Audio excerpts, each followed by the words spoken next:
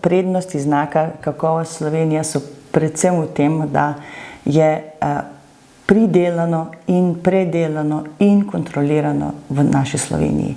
To je kratka transportna pot, pridelana na manjših kmetijah, na obvladljivih obratih in Slovenci se lahko zanesemo da je to verodostojno.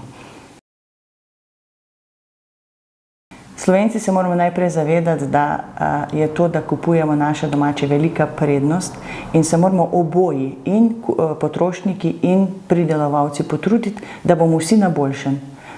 Torej, če potrošnik kupi naše, tudi pridelovalec ima večjo željo in večjo ekonomski motiv, karkoli pridelovati in predelovati.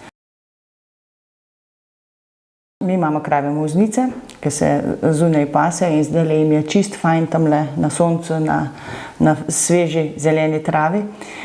Drugače jih hranimo samo z senom, pa kakor ne moramo posušiti, pač posiliramo, ampak tudi silaža je tista, ko diši, ni tista, drugače kakih drugih krmil tega nimamo in naše mleko je pač tako, kakor da, zato ker pač ni to obrat, ampak je mala kmetija, ker imamo posestvo, ker imamo zemljo, moramo imeti tudi živali, da se to obdela in da je krajina obdelana.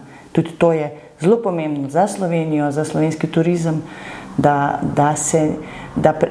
če živali ni, če ni živih kmetij, se bo tudi vse zarastlo in tega si nobeden ne želi.